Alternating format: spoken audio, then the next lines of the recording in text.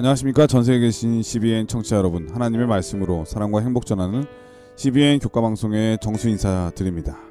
안녕하세요. 원주 한우숙교회 박성원입니다. 지난주에는 우리 대한민국에 정말 중요한 일이 있었죠. 대통령 선거. 전임 대통령의 계엄과 탄핵으로 인해서 갑작스럽게 새로운 대통령을 뽑게 된 것인데요. 이 선거를 통해서 이재명 후보가 대통령으로 당선이 되었네요. 바라기는 이 갈등과 분열의 정치가 아니라 그야말로 통합과 화합을 통해 우리나라가 조금 더 살기 좋은 나라, 또 자유의 나라가 되도록 노력해 주셨으면 정말 좋겠습니다. 우리 청취자분들도 나라의 지도자들을 위해서 기도를 많이 해주시기를 간곡히 부탁드리면서, 오늘은 성서 예언 연구 방법론 제 11번째 시간입니다. 제목은 룻과 에스더라고 하는 제목인데요. 먼저 기억절 말씀을 읽어드리겠습니다. 왕후 에스더가 뜰에 선 것을 본즉 매우 사랑스러움으로 손에 잡았던 금규를 그에게 내미니 에스더가 가까이 가서 금규 끝을 만진지라. 에스더 5장 2절 말씀이었습니다. 이번 성서 예언 연구 방법론 11번째 시간의 제목은 룻과 에스더라고 하는 제목인데, 이것이 성서 예언과 어떤 연관이 있을까요? 네, 일단 성경 66권 중에 유일하게 여성의 이름을 책 제목으로 가진 두 책이 있는데, 그것이 바로 룻기와 에스더서가 되겠습니다. 그래서 이 두 책은 시대도 다르고 배경이 다르지만 그곳에 기록된 인물, 배경, 사건이 놀랍게도 성경 예언과 굉장히 깊은 연관이 있고, 또 우리를 죄인을 구원하시는 예수님의 그 십자가의 사역도 여기에 담겨져 있습니다. 그래서 우리는 이 두 여인을 통해서 결국에는 하나님의 구원의 도구로 쓰여지는 이 룻과 에스더를 통하여 우리는 예수님의 구원의 역사를 발견하게 될 것입니다. 이번 교과를 통해서 혼란의 시대 속에서도 하나님의 섭리를 신뢰하고 또 주님의 때를 위해 준비된 삶을 살아가는 믿음의 결단이 이 룻과 에스더의 모습을 통해서 더 분명하게 밝혀지는 그런 시간이 되기를 소망합니다. 룻하면 이 사랑, 예수님께서 우리를 죄인에 대한 한없는 사랑을 잘 보여줄 수 있다고 할 수 있고, 에스더는 바로 이 성경에 나오는 가장 중요한 핵심인 선악의 대쟁투의 아주 단적인 국면들이 바로 에스더에 등장하고 있죠. 이 두 말씀을 통해서 그리스도의 우리를 향한 사랑, 구원, 그리고 이 대쟁투의 끝이 어떻게 끝날 것인지에 대한 중요한 상징과 예언, 이 모든 것들을 이해할 수 있을 것 같습니다. 그럼 말씀에 앞서 찬미 듣고 시작합니다. 여기는 말씀의 방송 CBN 코리아입니다.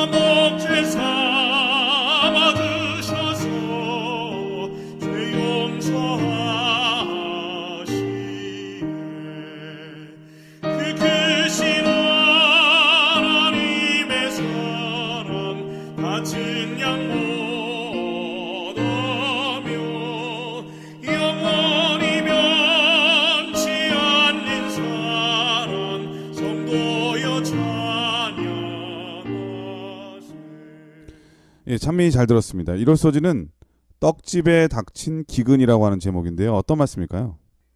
네, 우리가 선입견이라고 하는 것, 또 오해라고 하는 것을 받게 되면 상당히 무섭습니다. 잘못된 정보와 가짜 뉴스, 이런 것들이 많은 사람들을 잘못된 선택을 하게 만들고 결국 많은 낭패를 보게 만들죠. 가장 심각한 오해와 선입견이 있다면 그것은 바로 하나님에 대한 오해, 하나님에 대한 선입견일 것입니다.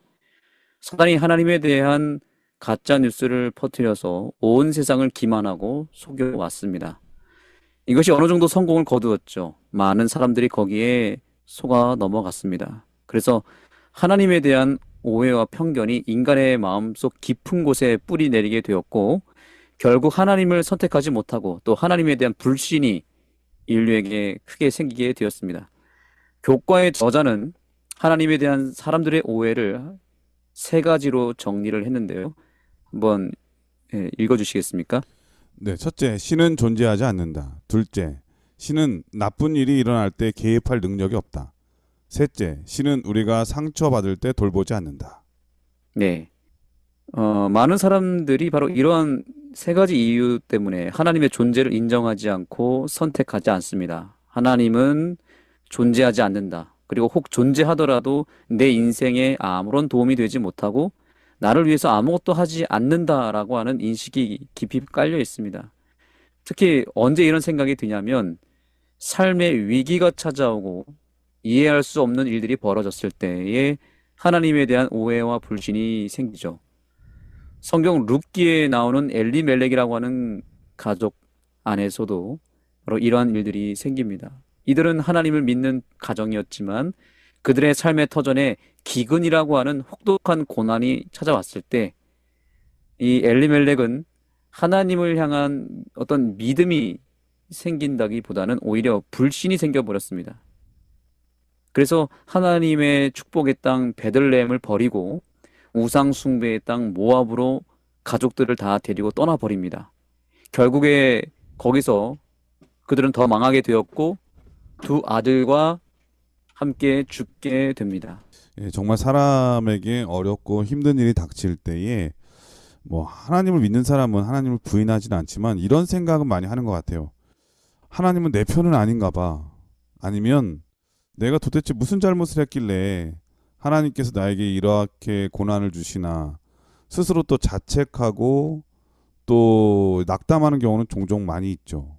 네, 우리가 신앙을 하면서도 충분히 그런 오해를 하고 또 낙담할 때가 종종 있는 것 같습니다. 이 엘리멜렉의 가정에도 그런 어려움이 찾아왔는데 다행인 것은 엘리멜렉의 아내 나오미가 그 며느리와 함께 회개하여 하나님께로 돌아오는 역사가 일어납니다. 남편은 그리고 남편과 아들은 하나님에 대한 오해와 불신으로 삶이 망가졌지만 그 가정의 아내와 며느리는 위기의 때에도 살아남는 믿음을 갖고 있었습니다. 그것은 어떤 믿음이었을까요? 저자는 나오미와 룻의 믿음을 이렇게 정리합니다.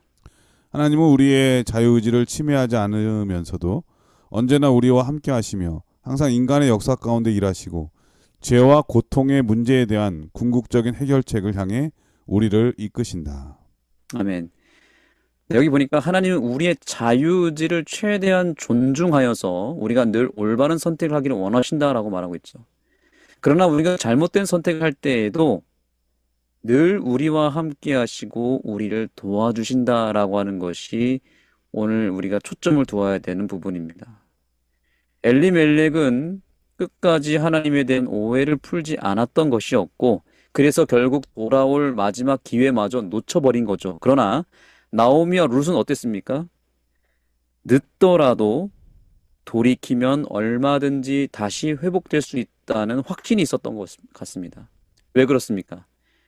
하나님이라고 하는 존재가 내가 어두움 속에 있더라도 항상 내 삶의 중심에 계시고 나를 최대한으로 도와주시는 분이라고 하는 확신이 있었기 때문이죠. 하나님이 내 눈에 보이지 않고 때때로 아무런 역사와 능력을 베풀지 않는 것처럼 보일지라도 엘리멜렉처럼 하나님은 없는 존재구나, 계셔도 나와는 전혀 상관없는 분이구나 이렇게 생각하면 안 된다는 거죠. 목사님 그 노래 잘 아시지 않습니까? 나의 등 뒤에서 나를 도우시는 분. 네네. 이 찬양 자주 부르시죠? 네, 아주 유명한 복음성가죠. 네, 이게 찬미가에도 수록되었습니다. 일어나 걸어라라는 찬양인데 그 가사가 은혜가 되는 것은 뭐냐면 하나님은 비록 우리 눈에는 잘 보이지 않지만 우리 등 뒤에서 도우신 분이다. 이런 내용이잖아요. 저는 요즘에 우리 첫째 아이에게 자전거를 타는 법을 알려주거든요. 그래서 어떻게 가르치냐면 자전거를 딱 태우고 제가 뒤에서 살짝 잡아줍니다. 그래서 저희 아이가 마음껏 자기가 원하는 대로 방향을 틀고 이렇게 자전거를 운전해 가면 저는 뒤에서 살며시 잡아주면서 스스로 방향을 잡게 자유를 주고 그러나 위험한 순간이나 애가 넘어질 것 같으면 꽉 잡아주는 역할을 제가 합니다. 이렇게 몇 번 하다 보면 스스로 이 자전거를 잘 타게 됩니다. 근데 거기서 제가 너 못하니까 너 자전거 잘 못하니까 내려 내가 태워줄게 하고는 제가 그냥 앞장서서 자전거를 계속 타버리고 저희 아이를 뒤에다가 에, 그냥 태우게 되면은 결국에는 저희 아이는 성장을 하지 못하겠죠. 아이 자전거를 입장에서는 타지 못하게 자전거가 되겠죠. 무서운 게 되는 거죠. 그래서 나중에는 자전거를 타고 싶은 마음이 안 생기죠. 그렇죠. 마치 하나님께서 우리에게 자전거를 태워주신다는 느낌을 제가 받았습니다. 예, 우리의 자유의지를 최대한 존중하면서 뒤에서 따라다니시는 거죠. 살며시 살며시 도와주시는 분이신 거죠. 그러나 우리가 잘못된 방향으로 가거나 넘어지게 되면 하나님은 강하게 붙들어 주시게 되는 거죠. 그러나 우리가 인생의 자전거를 얼마나 잘 탈 수 있는지는 매일 우리를 훈련시키시는 하나님을 통해서 그게 가능한 것 아니겠습니까?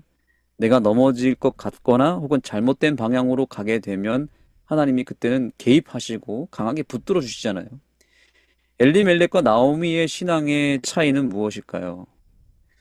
내 자유의지를 존중하면서도 보이지 않는 곳에서, 즉 우리의 인생의 뒤편에서 나를 도와주시는 하나님을 나오미는 만났던 것이고요.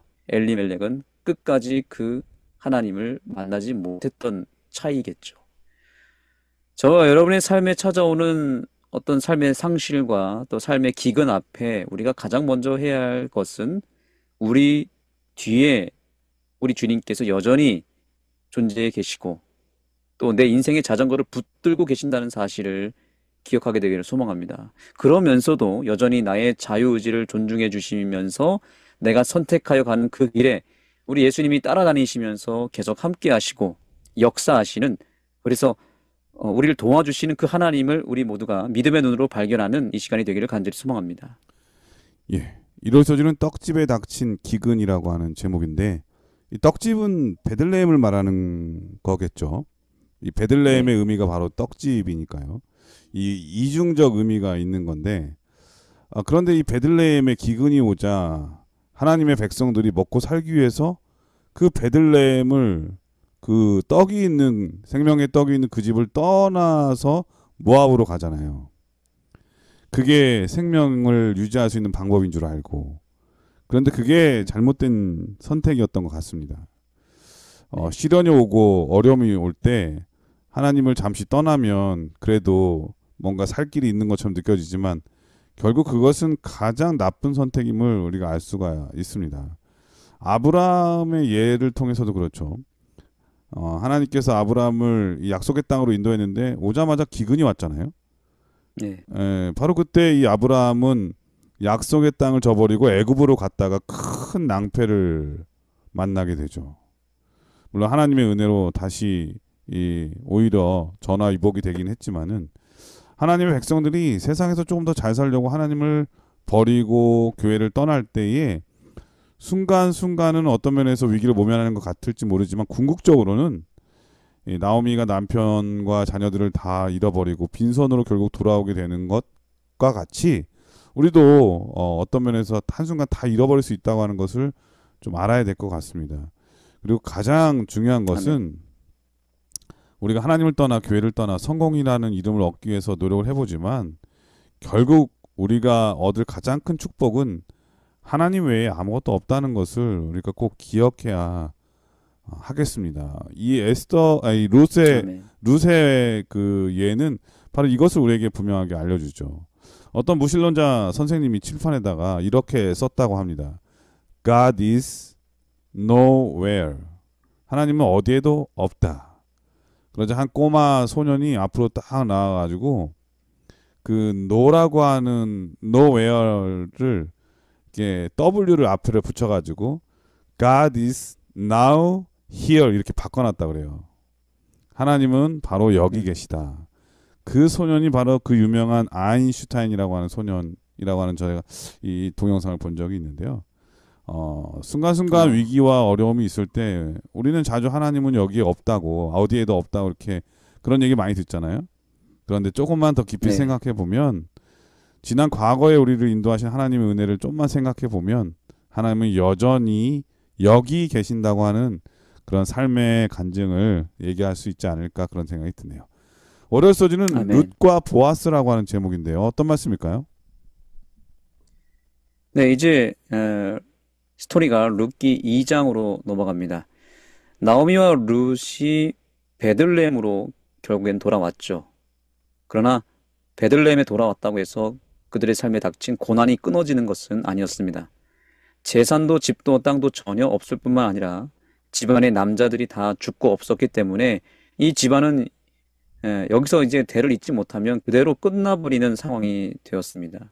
당시 이스라엘의 민족의 그 전통 가운데는 이런 위기의 가족들을 구하기 위한 안전책이 있었습니다. 나름대로의 법이 있었죠. 그것은 뭐냐면 남편이 죽고 없을 때에는 그 남편의 친족 중 누구에게라도 다시 혼인을 하게 되면 그렇게 해서 아들을 낳게 되면 집안의 끊어진 혈통이 이어지게 되고 또 땅을 되찾을 수 있는 법이 있었다고 해요. 네, 그걸 그런 친족을 가리켜서 기업 물을 자라고 불렀습니다. 네, 고엘 제도라고 하는데 그게 중요한 것은 예, 이 과부들이나 이 미성년 아이들은 자기의 권리를 주장할 권한이 없었다 그래요. 그렇기 때문에 그 가정에 가장 이 남자가 있어야 되는데 이 남자들이 다 죽었기 때문에 비록 나오미가 나이가 많고 룻이 결혼을 했던 그런 과부라 할지라도 그런 가정의 권한을 아무것도 행사할 수가 없는 거죠. 그렇기 때문에 바로 그럴 때에 할 수 있는 방법, 고엘 제도, 목사님께서 지금 말씀하신 기업 물을 자, 그 결혼을 통해서 혈통을 잇게 해주는 그러한 제도, 그게 바로 고엘 제도라고 할 수 있겠네요. 네, 맞습니다. 중요한 것은 과연 누가 이 죽은 엘리멜렉을 대신하여 그 집안, 엘리멜렉과 그 아들들이 다 죽었잖아요. 그 집안을 대신하여 기업 물을 자가 되어줄 것인가, 누가 과연 그 일을 해줄 것인가 하는 문제였죠. 친족들이 없는 것은 아니었을 겁니다. 분명히 친족들이 있었을 텐데 그런 친족들이 있다 하더라도 정작 그 친족이 과연 고향을 떠났다가 쫄딱 망하고 돌아온 이 힘없고 초라한 여인들과 결혼을 할 이유가 뭐가 있겠습니까? 친족 중 누구라도 그럴 마음조차 없어버리면 이 가정은 거기서 완전히 끝나버리는 겁니다. 그런데 여기서 누가 등장하는가 하면 바로 보아스라고 하는 남성이 등장합니다. 엘리멜렉의 친족이며 큰 농장을 소유한 부농이었습니다. 나오미와 룻은 이 보아스가 소유한 밭에 떨어진 이삭을 줍고 겨우겨우 삶을 이어가는 그런 처량한 삶을 살았습니다. 그런데 놀랍게도 그 땅의 주인 보아스가 나중에는 룻을 신부로 맞아주는 그런 기적 같은 일이 벌어집니다. 이로 인해서 비로소 나오미와 룻의 모든 삶의 고난과 문제가 단번에 끝이 납니다. 우리는 여기서 룻과 보아스의 관계를 주목해야 합니다. 룻은 오늘날 교회 혹은 하나님의 백성들, 더 나아가서 오늘날의 죄인으로 살아가는 이방 여인, 바로 그 여인이 바로 나 자신 죄인이라고 하는 것을 상징하죠. 보아스는 그렇다면 누굴까요? 우리의 삶의 문제를 근본적으로 해결해 주시는 예수 그리스도를 상징합니다.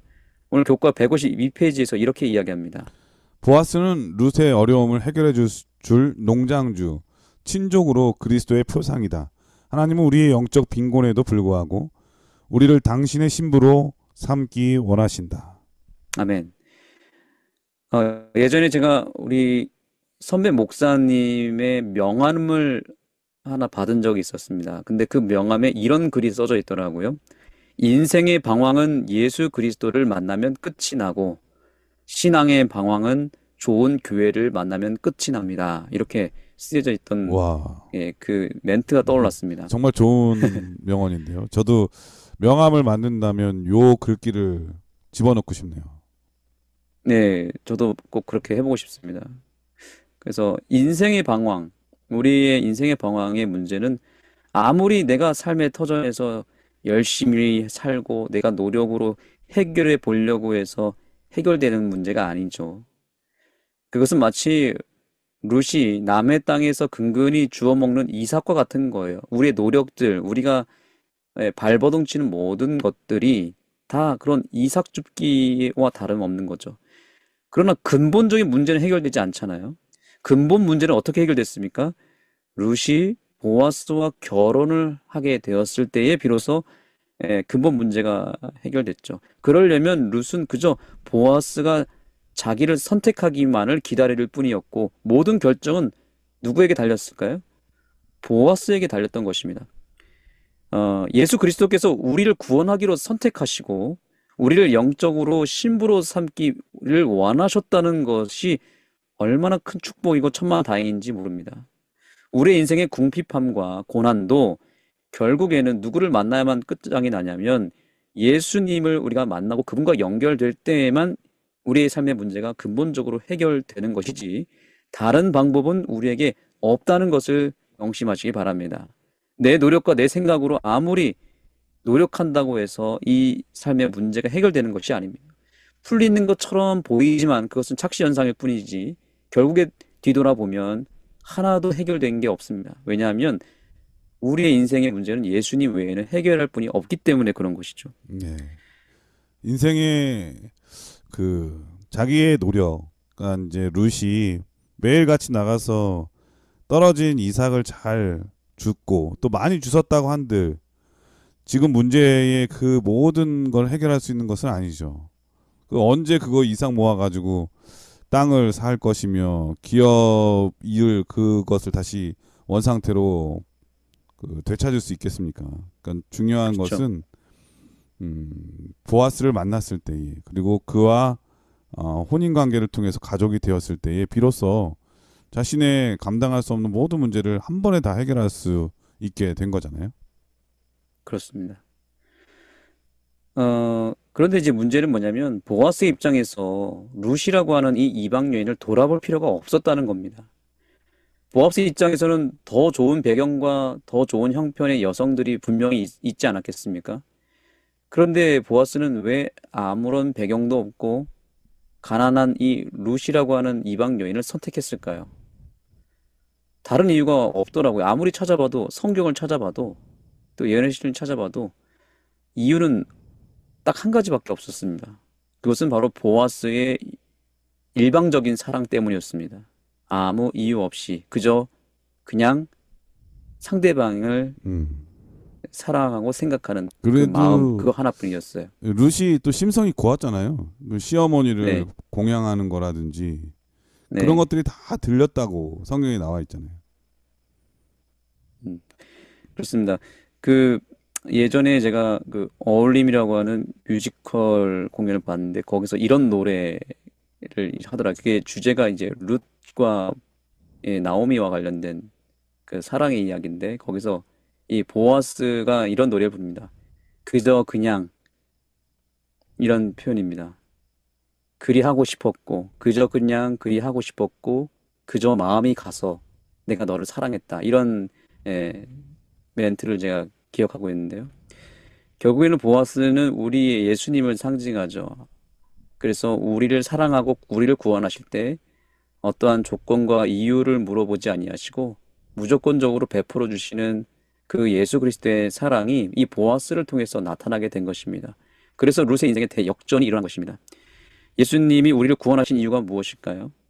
어떠한 조건이나 이유가 있어서라기보다는 그저 그냥 마음이 가고 사랑하고 싶고 구원해주고 싶은 그런 어머니와 같은 마음, 아버지와 같은 마음이 예수님에게 발동된 것입니다. 그래서 그저 그분께서 일방적으로 우리에게 구원을 베풀어 주시고 우리에게 축복을 주시기를 원하시는 것이 바로 보아스의 사랑, 우리의 신랑 되시는 예수님의 사랑인 것입니다. 룻이 보아스에게 물어봤습니다. 나는 이방 여자인데 나에게 이러한 사랑을 주시는 이유가 무엇인가요? 어찌하여 나에게 이러한 은혜를 베푸시며 돌보시나이까? 라고 물어봤을 때 보아스의 대답은 어땠을까요? 룻기 2장 12절입니다. 여호와께서 내가 행한 일에 보답하시기를 원하며 이스라엘의 하나님 여호와께서 그의 날개 아래에 보호를 받으러 온 내게 온전한 상 주시기를 원하노라 하는지라. 아멘.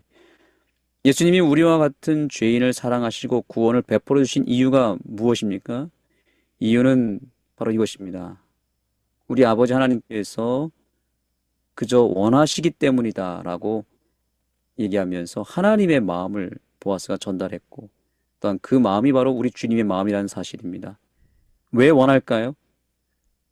질문 자체가 무의미하죠. 우리를 너무나 그저 사랑하기 때문에 그런 것입니다. 예수님께서 그저 그냥 우리를 아무 이유도 조건도 없이 사랑하시고 또 구원해 주셨음을 인하여 감사하는 이 시간이 되기를 소망합니다.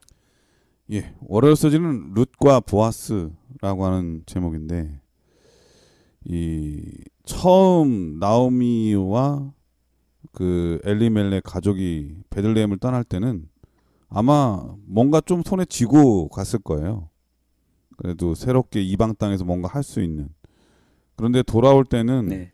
그 모든 것을 다 잃어버리고 심지어는 남편과 아들까지 다 잃고 빈손으로 베들레헴으로 돌아왔잖아요. 정말 힘든 상황이었죠. 근데 저는 개인적으로 볼 때 어쩌면 나오미보다 룻은 더 힘든 상황이었다는 생각이 들어요. 그래도 그 나오미 입장에서는 자기 고향이었고요. 또 오면은 아는 사람도 있었을 텐데 룻은 전혀 그렇지 않잖아요. 낯선 땅에다가 전혀 모르는 사람, 과부이기 때문에 뭔가 하고 싶어도 할 수 없고 주장하고 싶어도 말할 수 없는 그런 상황. 이방 여인이었고 냉대와 천대를 받는 게 어쩌면 너무나 지극히 당연하게 보이는 그런 상황 속에서 그가 할 수 있는 일은 무엇이었을까? 그저 이 이삭 떨어진 이삭을 줍고 어머니를 공양하는 것. 바로 이 가장 비천한 상황 속에서 보아스를 만났을 때에 그의 인생이 완전히 바뀐 거죠. 우리도 어떤 면에서 죄 아래서 죽을 수밖에 없고 또 뭐 희망이 없는데 바로 그 순간에 이 보아스와 같은 예수 그리스도를 만났을 때에 우리의 인생이 완전히 바뀔 수 있다고 하는 것. 그 앞서 목사님 말씀하신 대로 그 목사님의 명함 너무나 정말 명언이네요. 인생의 방황은 예수 그리스도를 만나면 끝이 나고 신앙의 방황은 좋은 교회를 만나면 끝이 난다. 좋은 성도들이 있는 교회가 좋은 교회가 되는 거죠. 바로 우리들이 이런 좋은 교회를 만들어 가고 그런 좋은 교회가 될 수 있는 가장 중요한 이유는 바로 예수 그리스도께서 그 안에 살아 계시기 때문이라고 생각이 되어집니다. 화요일 소지는 구속자 보아스라고 하는 제목인데 어떤 말씀일까요? 네, 이제 스토리는 룻기 3장과 4장으로 흘러갑니다. 보아스는 룻과 결혼할 준비를 다 하였습니다. 서로가 서로에게 호감이 있었고 이제 결혼하는 것이 자연스러운 일이 되었죠. 그러나 변수가 하나 있었습니다. 보아스보다 더 가까운 친족이 있었다는 거예요. 그러니까 뭐 예를 들어서 촌수로 봤을 때 그 촌수가 더 가까웠던 것 같아요. 근데 이름은 따로 등장하지 않습니다. 4장에 그 가까운 친족의 이름을 아무개라고 표현하고 있습니다. 네. 그 아무개가 바로 변수였던 것입니다. 그래서 만약에 그 친족 아무개가 룻과 혼인하기를 원하고 또 룻도 그렇게 되기를 원한다면 보아스는 더 이상 룻과 결혼할 수 없게 되는 거였어요. 그게 원칙이었습니다. 그래서 4장 초입에 보면은 보아스가 룻을 잠깐 집에서 기다리라라고 말하면서 이 보아스가 아무개에게 찾아갑니다. 룻이라고 하는 이 이방 여인을 내가 아내로 당신이 아내로 맞이하겠느냐라고 물어봤을 때 그 아무개는 자기가 손해를 볼까봐 그렇게 할 수 없다라고 말하면서 오히려 보아스에게 그 기회를 줍니다. 네, 기업을 이 물은다고 하는 스토리에서 룻 의미가 그 가정에 있는 모든 빚까지 다 해결해 줘야 되는 거잖아요. 그래야 다시 원상복구가 되는 거잖아요. 그렇죠. 그런 면에서 이 네, 맞습니다. 고엘 제도는 친족이라 할지라도 이게 선뜻 나서기 어려운 게 좋은 일만 있는 게 아니라 오히려 빚을 다 갚아줘야 되기 때문에 손해 보는 일이에요, 그죠? 네, 맞습니다. 정말 큰 손해를 보게 되는 것이고 이게 굉장히 부담스러운 일이었을 것입니다. 그래서 그 아무개라는 사람은 그것을 사양해 버렸고요. 보아스가 다시 그것을 그 기회를 얻게 된 것입니다.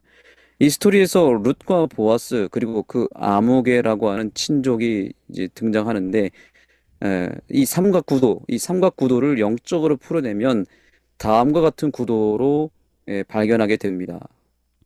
보아스는 룻을 깊이 사랑하고 결혼하기 원하지만 그녀와 땅에 대한 권리를 주장할 수 있는 더 가까운 친척이라는 장벽이 있었다. 보아스가 그리스도의 표상이라는 시각에서 보면 이 상황은 대쟁투의 쟁점을 고스란히 보여준다고 할 수 있다. 그리스도는 우리를 사랑하시지만 더 가까운 친척인 사탄이 권리를 주장한다. 네. 저는 솔직히 이번 교과를 통해서 이제 새롭게 발견한 진리입니다. 그래서 성경을 이 구속사적인 관점, 대쟁투의 관점으로 보는 것이 이렇게 중요하다라고 하는 것을 제가 깨닫게 되었는데요. 네. 정리를 하자면, 룻은 이제 우리 같은 죄인을 상징하는 것이고, 보아스는 예수 그리스도인데, 그 둘 사이에 누가 끼어 있다는 거예요? 이 아무개라고 하는 친족이 있는데, 대쟁투의 관점에서 보면 그 아무개는 바로 사단을 상징한다는 겁니다. 물론 룻기서에서는 그 아무개가 룻을 거들떠보지 않는 모습으로 그저 등장하지만 그것은 우리를 대하는 사단의 단편적인 하나의 태도를 보여주기도 합니다. 사탄은 우리를 별로 중요하게 여기지 않고 별로 이렇게 막 세심 있게 생각하는 존재는 아닙니다. 우리를 결국 버릴 존재죠. 그런데 우리의 남편 보아스가 되시는 예수님은 우리를 신부로 맞아들이기 위해서 사단과의 치열한 대쟁투를 벌인다는 사실이죠. 이러한 비슷한 구도가 욥기에서도 나오죠. 또 유다서에서도 나옵니다. 욥기에서는 우리의 기업물자 예수 그리스도와 또 사단 사이에서 벌어지는 대쟁투입니다. 이 욥이라고 하는 인생을 놓고 사단과 예수님이 뭔가 투쟁을 벌이지 않습니까? 그래서 시험을 이제 하는데 욥의 믿음을 시험대 위에 올려놓고 두 진영에서 큰 공방을 벌입니다. 우리가 잘 아는 내용이죠. 또 유다서에는 어떤 내용이 있냐면 죽은 모세의 시체를 놓고 사단과 예수님이 싸웁니다. 서로 자기 것이라고 주장을 하죠. 이게 다 보아스와 룻 그리고 아목의 이 세 존재의 구도입니다. 사단은 그 삼각 구도에서 악역을 자처합니다. 욥의 믿음을 비난하고 욥의 인생을 망가뜨리려고 했던 시도가 사단의 역할이었고요. 또 모세의 시체를 놓고도 예수님과 사단의 치열한 싸움이 벌어졌는데 서로 자기의 소유라고 주장하는 것인데 바로 그 싸움이 바로 저와 여러분의 인생을 놓고도 계속 벌어지고 있다는 것을 성경은 보여주고 있습니다. 사단이 그렇게 호락호락한 존재가 아니라는 것을 알려주고 있죠. 우리를 어떻게 하면 우리의 기업물자 예수 그리스도와의 관계에서 끊어낼 수 있을까? 이런 고민을 사단은 계속 하고 있을 것입니다. 그래서 한 명이라도 그 예수님과의 관계에서 끊어내서 자기가 그 영혼을 하는 그런 역사를 지금 사단이 크게 벌이고 있다는 사실입니다. 오늘 교과 본문에 다음과 같이 이야기하고 있습니다. 보아스가 마을 문에서 공식적으로 친족으로서의 권리를 얻은 것처럼 우리의 친족 예수님은 심판에서 우리 권리를 회복하고 우리를 가족으로 맞으실 것이다. 네, 보아스가 아무개를 찾아간 것은 다 이유가 있었습니다. 법적으로 아무개가 보아스보다 더 가까운 친척이었기 때문이었죠. 그래서 심판대에서 합법적으로 룻을 데려오고 싶었던 것입니다. 사탄이 지금 이 지구에서 하는 일이 바로 이 룻기에서 나타나는 일과 비슷합니다. 사실 사단이 우리를 소유하고자 할 때 우리가 100% 끌려갈 수밖에 없는 이유는 예수님께서 이렇게 말씀하셨잖아요. 너희는 거짓의 아비 사단에게서 났다라고 말씀하셨잖아요. 실제로 우리가 이 지구라고 하는 곳에 태어나면서 죄에 속한 자가 되었고 그 죄를 근거로 우리의 운명이 사단의 손아귀에 넘어가 버렸다는 것이 팩트입니다. 그래서 사단은 우리를 자기 자신의 소유로 주장할 수 있는 명분이 생긴 것입니다. 그런 우리의 운명을 우리의 보아스가 되시는 예수님께서 어떻게 하셨는가? 이것이 교과 본문에 나타납니다. 읽어주시겠습니까? 보아스는 그리스도께서 우리의 가까운 친척으로서 이 세상에 오실 베들레헴의 성문으로 향한다. 장로들이 모이고 마침내 소유를 상징하는 신을 벗어서 준다. 마을의 문은 송사를 결정하는 곳이다. 네, 보아스가 룻을 아내로 얻기 위해서 어디로 갔다고 말하고 있습니까? 베들레헴 성문으로 갔다고 말하고 있죠. 자, 우리의 보아스, 영적인 보아스 되신 예수님도 우리를 신부로 맞아들이기 위해서 어디로 가셨습니까? 육신의 몸을 입고 베들레헴으로 가셨습니다. 베들레헴에서 태어나시죠. 그리고 그 팔레스타인 땅에서 하신 일이 무엇이냐면 대가를 지불하고 사단에게 넘어간 우리의 운명을 다시 되찾아오시는 그야말로 대속의 역사를 이루신 것입니다. 그것이 십자가의 역사입니다. 그래서 저자는 또한 이어서 이렇게 이야기합니다. 우리는 이 심판의 중요한 측면을 놓치지 말아야 한다. 심판은 백성 편을 들어 이루어지지만 그것은 보아스가 신부를 위해 그렸던 것처럼 그리스도께서 우리를 위해 대가를 지불하셨기 때문이다. 아멘. 성경은 결국 다 예수님 이야기고 특별히 예수님께서 우리를 구원하셨다라고 하는 십자가의 복음으로 모든 성경이 그 의미를 담고 있습니다. 룻을 향한 보아스의 사랑도 마찬가지입니다. 아까 제가 그 뮤지컬 이야기를 했죠. 그 뮤지컬의 그 제목이 뭐냐면 눈먼 사랑입니다. 전혀 그럴 필요가 없는 이방 여인을 위해서 모든 대가를 치르시고 결국에는 신부로 맞아들이는 그 성실함과 그 끈질긴 보아스의 사랑은 오늘날 지구라고 하는 이 우상숭배의 땅에 태어나서 하나님에 대해서 별로 관심이 없었고 하늘나라에도 별로 어울리지 않을 것만 같았던 한 사람, 바로 우리 죄인 한 사람 한 사람을 무슨 수를 써서라도 반드시 내가 저 사단의 소나기에서 구출해내고자 하겠다라고 하는 결심을 누가 하셨냐면 예수 그리스도께서 하신 것입니다. 그야말로 우리를 향한 눈먼 사랑, 우리를 그저 사랑하기 때문에 하실 수 있었던 그 결단이 바로 보아스를 통해서 드러난 것이고 실제로 예수 그리스도를 통해서 우리에게 베풀어 주신 그 사랑과 구원이 그분의 결단을 통해서 이루어졌다는 사실을 우리는 꼭 기억하고 그분의 구원을 믿음으로 쟁취하고 그 구원을 의지하는 이 시간이 되기를 간절히 소망합니다. 예, 화요일서지는 구속자 보아스라고 하는 제목인데요. 모두가 손해볼까봐 룻을 멀리할 때에 기꺼이 손해보기로 선택한 보아스. 사랑은 그런 것 같습니다. 사랑하는 사람을 위해서 손해보는 거를 하나도 두려워하거나 아까워하지 않는 것. 그래서 성경 요한일서 4장 8절에는 사랑 안에는 두려움이 없고 온전한 사랑이 두려움을 내어 쫓는다고 말한 게 아닌가 그런 생각이 드네요. 특별히 이 룻기가 이 대쟁투의 놀라운 이 구속적 사관으로서 어떻게 설명하는지 이렇게 드라마틱하게 표현되는지를 미처 생각을 못할 때가 많았거든요. 근데 오늘 말씀을 통해서 이 하나님과 사단 사이에 예수님과 사단 사이에 이 룻을 놓고 마치 우리죠.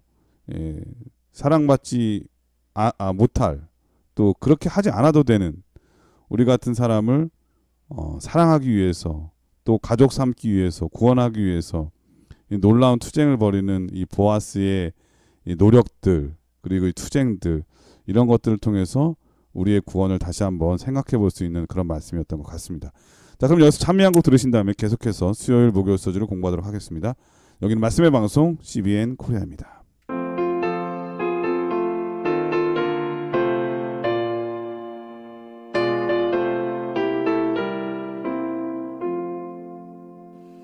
거친 세파에서 실패했거든 그 손 못 잡은 만져라 고된 일 하다가 힘을 얻으리 그 손 못 잡은 만져라 그 손 못 잡은 만져라 그 손 못 잡은 만져라 주가 널 지키며 인도하시리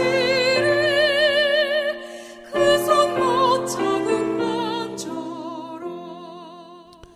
네, 수요 소지는 하만과 사탄이라고 하는 제목인데요. 어떤 말씀일까요? 네, 이번 교과의 또 다른 중요한 주인공이죠. 바로 에스더입니다. 에스더의 스토리로 한번 가볼까요?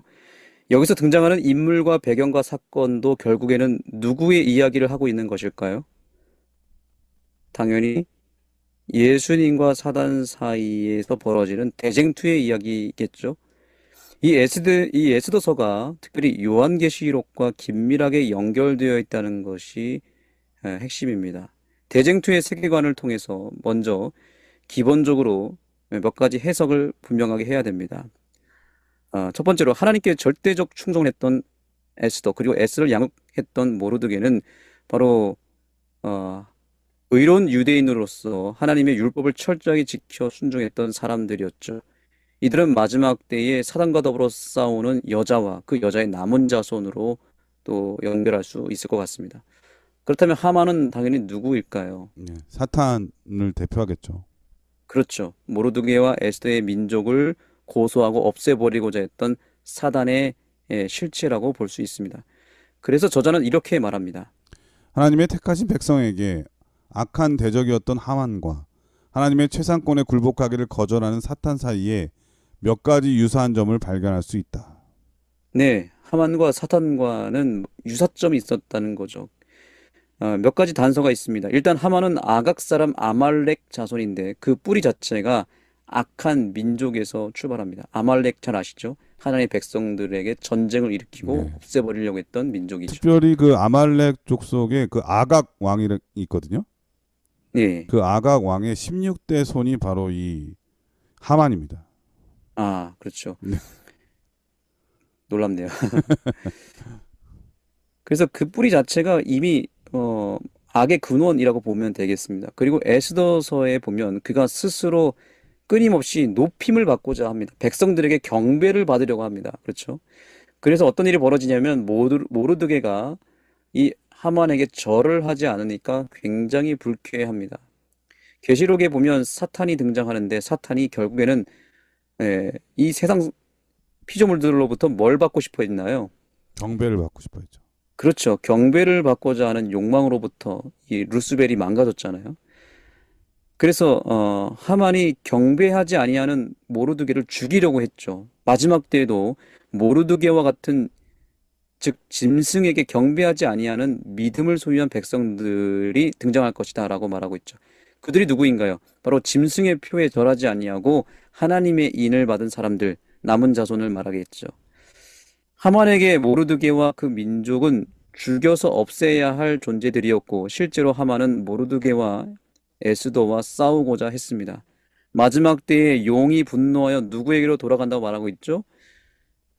예, 여자의 남은 자손입니다. 그 여자의 남은 자손.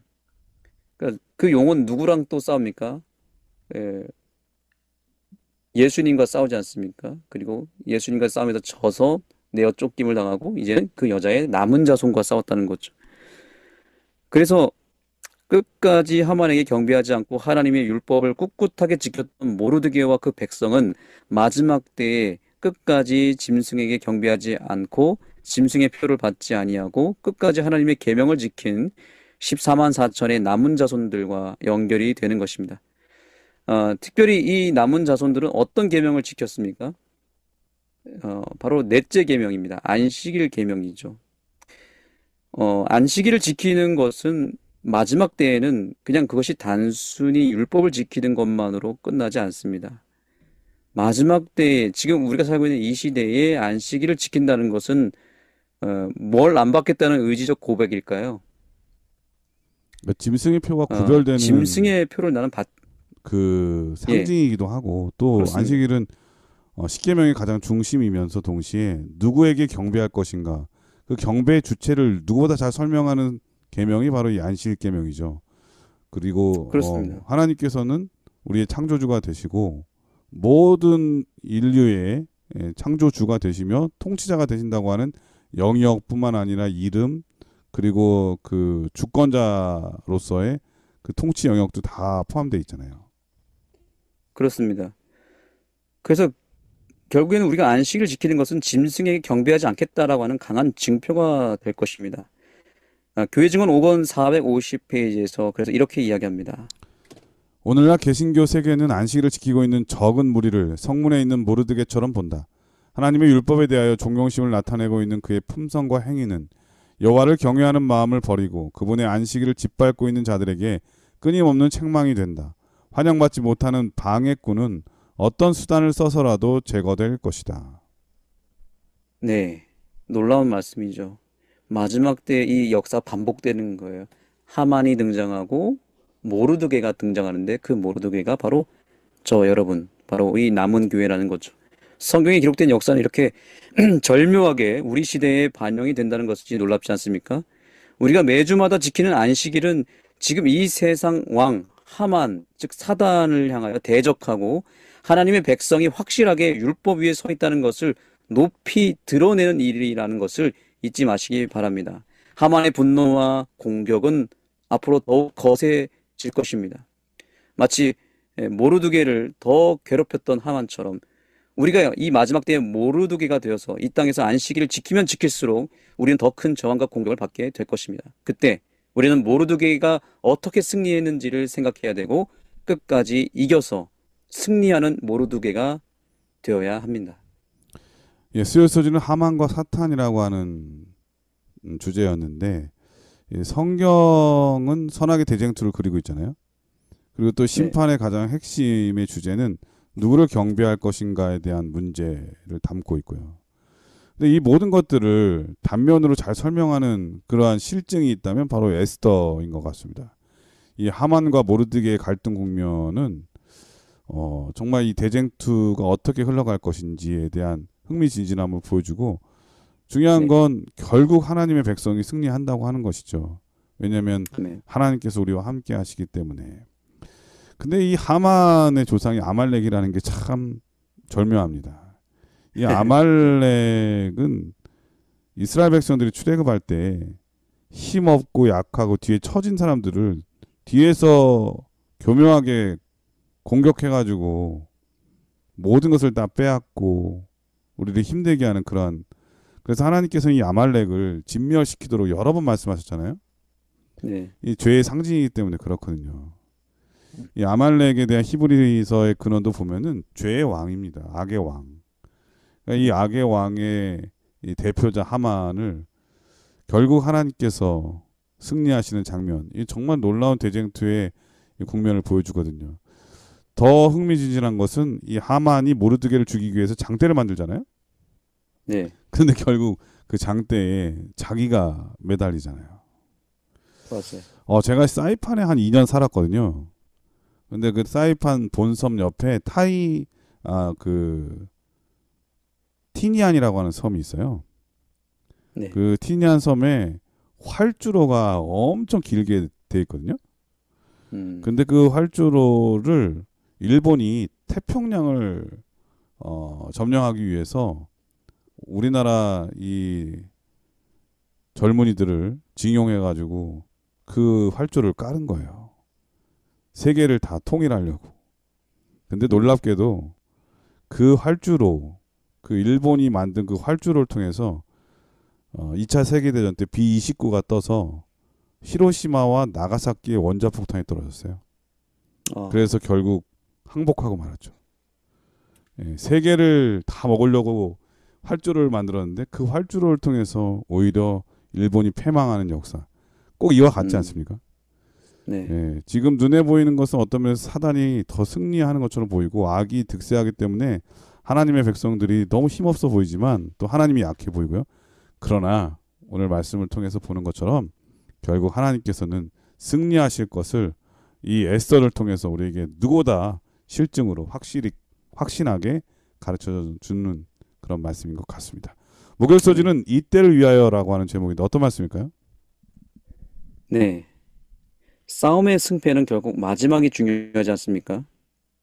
이기는 싸움으로 끝나야만 전쟁이 의미가 있죠. 우리의 영적인 싸움도 반드시 마지막에는 이겨야만 합니다. 절대로 지면 안 됩니다.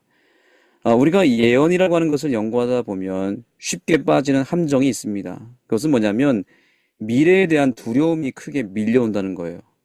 왜냐하면 겁을 많이 주거든요. 요한계시록만 봐도 짐승의 표, 뭐 666 복합 짐승이 막 바다에서 올라오고 일곱 재앙이 임하고 용이 여자에게 분노하여 들어가서 바다 모래 위에 서 있고 이런 내용들을 우리가 계속 읽다 보면은 어떤 신앙의 기쁨이나 확신이 생긴다기보다는 좀 무섭구나, 두렵다라는 생각이 들은 적 없습니까? 네, 당연히 그런 생각이 들죠. 네, 요한계시록의 이미지를 저는 이제 어렸을 때부터 이런 이미지를 가지고 있어요. 뭐냐면 어둠 속에서 막 불이 피어오르고 무서운 짐승들이 올라오고 강한 바람이 부는 약간 전쟁의 폐허 속에 있는 어떤 불구덩이 이런 이제 이미지가 제 머릿속에 막 그려지더라고요. 네, 네. 근데 요한계시록의 원래의 의도는 사실은 어떤 그 예언의 사건에 있는 것은 아닙니다. 요한계시록의 책 이름이 원래는 요한계시록이 아닙니다. 성경의 책 이름은 보통 일반적으로 그 책의 맨 앞에 있는 구절에서 끌어오는 경우가 있는데 요한계시록의 경우도 보면은 그 첫 말씀이 뭐냐면 예수 그리스도의 계시라 이렇게 시작하죠. 네, 그래서 요한계시록의 원래의 이름은 뭐냐면 예수 그리스도의 계시입니다. 즉 예수 계시록이라는 뜻이죠. 계시한다는 말은 뭐냐면 닫혀 있던 것을 열어 제친다라는 의미래요. 즉 예수님에 대해서 활짝 문을 열어주는 책이 바로 요한계시록이라는 뜻이죠. 그래서 요한계시록은 어떤 무서운 사건에 초점을 두는 것은 사실 둘째, 셋째 문제고요. 가장 먼저 이 책을 통해서 우리가 받아야 될 은혜는 예수님이 지금 현재 나에게 어떤 존재로 계시는지를 열어서 보여주는 책이라는 겁니다. 그래서 우리가 이 요한계시록을 읽을 때에는 예언의 어떤 사건이나 시간표에만 초점을 두어서는 안 됩니다. 계시록이 어떤 책인지를 깨닫고 성경 어디를 읽든지 계시록 어디를 읽든지 예수 그리스도의 모습을 묵상하고 그분을 상상해야 합니다. 그리고 그분을 만나야만 합니다. 그것이 바로 계시록을 읽는 목적이죠. 그래서 이 교과의 저자도 이렇게 이야기합니다. 안타깝게도 어떤 그리스도인은 성경 예언의 고난에만 집중하는 경향이 있다. 우리가 시련의 시기가 다가오고 있음을 보면서 예언에 약속된 해결책 대신에 고난에 초점을 맞추면 예언을 연구하는 것이 두려운 것이 된다. 네, 우리 교회가 재림교회가 한때 요한계시록을 이렇게 사건 중심, 예언 중심으로만 가르쳤고 또 그렇게 배우다 보니까 더 중요한 것을 놓치는 경우가 종종 있었습니다. 그것은 뭐냐면 이 책 속에 담겨진 승리하시는 예수 그리스도의 모습을 놓쳤다는 것입니다. 물론 이것은 다 그런 것은 아니지만 그런 경향이 있었다는 거죠. 왜냐하면 사건을 중심으로 봤기 때문에 그런 것입니다. 근데 이 부분이 왜 이렇게 중요하냐면 사람이라고 하는 존재는 바라보고 또 생각하고 읽는 대로 변하지 않습니까? 해바라기처럼 말이죠. 네. 요한계시록의 그 무섭고 두려운 예언의 사건만 바라보게 되면 결국엔 신앙이 극단적으로 흘러가 버립니다. 뭔가를 두려워하고 긴장하게 만들고 또 예수님을 때때로 놓침으로 인해서 예언의 사건만 머릿속에 남아서 신앙이 조금은 예민하고 공격적이고 거친 신앙을 할 수도 있습니다. 사건만 보면 그렇게 됩니다. 그래서 막 때가 다 됐다 이러면서 현실에서 많이 동떨어진 신앙을 하게 되는 경향이 있죠. 그런데 오늘 저자는 사건의 그 무서운 현실을 보지 말고 그 사건을 승리로 이끄시는 하나님의 그 결론을 보라고, 즉 마지막의 결론을 보라고 강조합니다. 계속 읽어주시겠습니까? 하나님은 미래를 달콤하게 포장하지 않으시며 그 시작부터 대쟁투가 끝날 때까지 일어날 사건에 대해 솔직하시지만 언제나 중요한 것은 이야기를 끝까지 읽는 것이다. 예언에는 일반적인 형태가 있다. 하나님께서 우리 인간의 반역이 초래한 혼란에 대한 진리를 알려주시고 그 결과를 보여주신다. 하지만 그 후에 항상 소망을 제시하신다. 네. 그러니까 항상 끝을 봐야 된다는 것입니다. 결론을 보라는 것입니다. 결론에 등장하는 그 예수님의 승리의 이야기를 봐야지 그 중간에 있는 무섭게 표현된 사건에만 너무 초점을 두게 되면 패배의식을 갖거나 어두운 신앙, 두려운 신앙을 하게 된다는 것입니다. 계속해서 제가 본문을 읽겠습니다. 어떤 사람은 마지막 위기인 야곱의 환란의 때에 대한 예언을 두려움과 떨림으로 바라본다. 하나님의 백성에게 다가올 마지막 순간이 결코 쉬운 때가 아닌 것은 분명하다. 그러나 어려운 때에 대한 예언을 믿을 수 있다면 구원의 약속도 분명히 신뢰할 수 있다. 즉, 우리는 결국 예언서를 읽을 때에 반드시 승리의 유일한 비결이 되시고 유일한 해결책이 되시는 예수님을 먼저 발견하고 그 예수님 말씀에서 발견된 그 예수님의 승리의 약속을 마음 가운데 채워야 된다는 것입니다. 그 예수님을 통해서 우리는 이기게 되는 것이죠. 모르드게와 하만의 이야기로 다시 돌아가 볼까요? 여기서도 하만의 그 무시무시한 모습과 그 행동을 보고 겁먹을 수 있습니다. 그러나 우리는 이 에스더서를 통해서 결론을 봐야 됩니다. 결론은 어떻게 됩니까? 모르드게가 아무리 굳세게 하만과 싸워도 하만을 이길 수 있었을까요? 모르드게 혼자의 힘으로는 결코 이길 수 없었습니다. 처음부터 게임이 되지 않는 싸움을 모르드게가 싸웠던 것이죠. 결국에는 모르드게가 승리할 수 있었던 결정적인 비결은 무엇이었습니까? 바로 에스더의 기도에 있었습니다. 오늘 본문에서는 그 부분을 이렇게 이야기하고 있습니다. 에스더는 하만이 동족에게 가하는 박해를 혼자서 감당하는 것이 아님을 깨달았다. 그녀는 왕의 은총을 입었고 그녀의 민족은 결국 구원받았다. 지구 역사의 마지막 순간을 맞이하는 우리도 혼자가 아니다. 왕의 왕이 우리의 편이시며 하나님의 백성도 구원받게 될 것이다. 아멘. 우리가 승리할 수 있는 유일한 길은 우리의 에스더, 즉 예수 그리스도에게 도움을 구하는 길밖에 없습니다. 우리가 이 에스더에 대한 해석을 또한 잘해야 되는데 저는 에스더가 이 부분에서는 예수 그리스도라고 확신합니다. 그 에스더의 이름이 바로 별이잖아요. 별. 네. 예수님은 우리의 구원의 별이 되시죠. 백성을 위한 에스더의 기도, 그리고 왕에게 담대하게 나아가 우리 백성을 구원해 달라고 하는 그 에스더의 호소는 바로 마지막 때에 예수님께서 십자가에서 흘리신 피를 들고 아버지 하나님에게 나아가서 우리의 구원을 간청하시는 예수 그리스도의 모습과 연결이 되는 것입니다. 그걸 통해서 에스더는 왕의 도움을 통해서 하만을 물리치죠. 마지막 때 예수 그리스도께서는 아버지 하나님과의 협력을 통하여 바로 사단을 물리칩니다. 그래서 마지막 때를 살아가는 우리가 이제 해야 할 일은 무엇이겠습니까? 우리를 죽이려고 하는 하만과 싸우는 것이 아니라 바로 이 때를 위함이 아니냐라고 말하면서 우리의 구원을 위해서 중보하시는 우리의 에스더 예수 그리스도에게로 우리가 달려가는 것이 중요하다는 것을 잊지 마시기 바랍니다. 예, 목요서지는 이때를 위하여라고 하는 제목이었는데요. 그 에스더가 하나님의 백성을 살리기 위해서 왕 앞에 담대히 나아가서 왕의 도움을 받아서 하만을 물리칠 수 있었던 것처럼 지금 예수님께서는 우리를 위해서 바로 이 일을 하고 계시는 거죠. 우리의 구원을 위해서. 근데 성경에 보면은 에스더를 읽다 보면은 그런 느낌이 들잖아요. 에스더가 너무 조용한 거 아니야? 너무 티내지 않는 거 아니야? 근데 그 티내지 않고 겉으로 드러내지 않으려 했던 이 에스더가 진짜 중요할 때는 바로 하나님의 백성을 위해서 가장 앞장섰다는 거죠. 자기의 목숨을 걸고 죽으면 네. 죽으리라. 저는 이 부분이 성경에 기록되어 있다는 것이 놀랍고 그뿐만이 아니라 은혜가 커요. 분명히 마지막 때에도 하나님 백성들이 핍박당할 때에 이 에스더와 같은 수많은 믿음의 사람들이 주의 백성을 돕게 될 것은 분명한 뿐만 아니라 바로 예수 그리스도께서 일어나셔서 우리를 이렇게 도우실 것에 대한 말씀이 이 에스더를 통해서 분명하게 깨달을 수 있고 우리에게 확신시켜 준다는 생각이 듭니다. 중요한 것은 낙담하지 말아야 된다는 것이고 결코 포기하지 말아야 한다는 거죠. 끝까지 견디는 자에게 의의 승리의 면류관은 주어질 것이라고 하는 거 우리 모두가 꼭 기억했으면 좋겠습니다. 목사님께서 이번 주 교과를 간략하게 정리해 주시고 기도하고 마치도록 하겠습니다.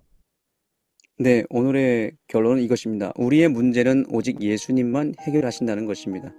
모압 여인 룻의 문제, 과부였고 가난했고 희망이 없었습니다. 그러나 룻이 보아스를 만나면서 모든 문제가 해결되었습니다. 모르드게는 하만의 공격으로부터 죽음의 위기를 만났습니다. 그런데 어떻게 그 위기를 이겨냈습니까? 바로 에스더의 그 도움을 통해서 모든 문제를 해결했습니다. 룻에게는 보아스가, 또 모르드게에게는 에스더가 문제를 해결해 주었습니다.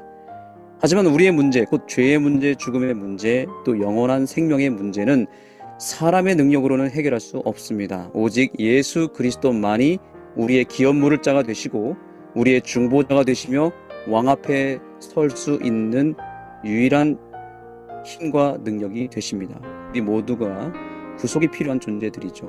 죄와 상처, 무기력과 두려움 속에 살아가고 있지만 예수님을 진심으로 만나는 그 순간 모든 것이 끝나버립니다. 룻처럼 모르드게처럼 하나님의 때에 준비된 사람으로서 쓰임받게 되기를 간절히 소망하고, 무엇보다 우리의 문제의 해결책이 되시는 예수 그리스도를 인격적으로 만나는 저와 여러분이 되기를 간절히 소망합니다. 예, 목사님께서 기도해 주시고 교과를 마치도록 하겠습니다. 하나님 감사합니다. 오늘 우리는 주님 앞에 다시 결단하기를 원합니다. 주님께서 우리의 삶에 인생의 기업물을 자가 되어주시고 우리의 문제를 해결해 주시는 유일한 구속자가 되어주셔서 우리가 전적으로 주님을 의지하고 따를 수 있는 이 시대의 모르드게가 되게 해주시고 아멘. 이 마지막 때의 룻과 같은 교회가 되게 하여 주옵소서. 아멘. 예수님의 이름으로 간절히 기도드립니다. 아멘. 네, 전 세계 계신 CBN 청취자 여러분, 오늘 교과를 통해서 짧은 시간이지만 룻기에 나타난 대쟁투, 그리고 에스더에 나타난 대쟁투를 통해서 요한계시록에 나타난 이 대쟁투가 어떻게 결론되어질 건지, 어떻게 흘러갈 것인지에 대한 분명한 계시를, 힌트를 얻었던 것 같습니다. 누군가가 그런 말을 했죠. 우리 마음은 수천 개의 채널을 가진 텔레비전과 같다. 분노를 키면 분노를 보게 되고 평화와 기쁨을 켜게 되면 화평과 평화를 보게 될 것이다. 우리의 마음의 주파수를 어디에 맞춰야 할까요? 우리 예수 그리스도께 맞추어서 항상 기뻐하고 쉬지 말고 기도하고 범사에 감사함으로 주의 뜻을 이루는 우리 모든 청취자분들이 되시기를 간절히 바라면서 저희는 다음 주에 더 좋은 모습으로 찾아뵙도록 하겠습니다. 안녕히 계십시오. 안녕히 계세요.